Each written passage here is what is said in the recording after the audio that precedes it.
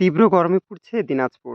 জেলার তাপমাত্রা ৩৬ থেকে ৩৯ ডিগ্রি সেলসিয়াসের মধ্যে ওঠানামা করছে। আর্দ্রতার কারণে অনুভূত তাপমাত্রা আরও বেশি। প্রয়োজন ছাড়া রোদে বের না হওয়ারও পরামর্শ দিয়েছে বিশ্লেষকরা।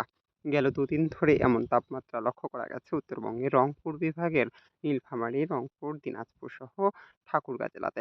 সম্প্রতি গেল কয়েকদিন ধরে অতিবৃষ্টির পরে এবার তাপদাহ টিকে গেল দিনাজপুর জেলা। গেল কয়েকদিন ধরে অতিবৃষ্টির কারণে যেমন মানুষ অতিষ্ঠ হয়ে গিয়েছিল, এখন আকাশ পরিষ্কার আর রোদ, তাপদাহ সবকিছু মিলিয়ে যেখানে এবার ভ্যাপসা গরমে অতিষ্ঠ হতে দেখা গিয়েছে সাধারণ মানুষদেরকে। আবহাওয়া অফিসের পক্ষ থেকে বলা হয়েছে এমন পরিস্থিতি আরো ২-৩ দিন থাকতে পারে, বাড়তে পারে আরো তাপদাহ। এহেন পরিস্থিতিতে সকলেই যেন একটু শীতল হাওয়ার জন্য গাছের তলায় কিংবা ঠান্ডা পানিতে সাঁতরিয়ে ঠান্ডা হওয়ার চেষ্টা করছে।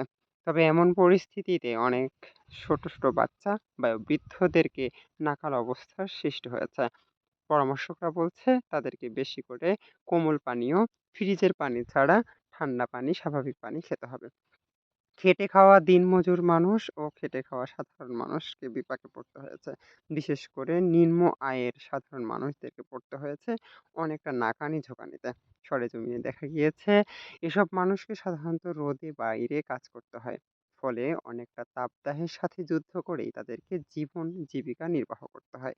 কখনো অতিবৃষ্টি, কখনো অনাবৃষ্টি, খরা আর প্রাকৃতিক এমন দুর্যোগের কারণে এসব খেটে খাওয়া মানুষকে প্রতিবারই পড়তে হয় এক করুণ পরীক্ষার সামনে। স্রষ্টার এই অবোধ নিয়ম যেন ভেঙে পার হওয়ার নয়। ইতিমধ্যে তাপদাহ নিয়ে স্বাস্থ্যবিদরা দিয়েছে স্বাস্থ্য সম্পর্কীয় পরামর্শ। তারা বলেছে এই তাপদাহে ঘরের বাইরে না যেতে, বেশি করে পানি পান করতে, বয়োবৃদ্ধ ও শিশুদেরকে ঘরের ভিতরে থাকারও পরামর্শ দিয়েছে। ফ্রিজে ঠান্ডা পানি, তেল জাতীয় চর্বি খাবার এড়িয়ে যাওয়ার জন্য বলা হয়েছে। বেশি করে ওটস, স্যালাইন, চিনি মুক্তভাবে খাওয়ারও পরামর্শ দিয়েছেন স্বাস্থ্য বিশ্লেষকরা।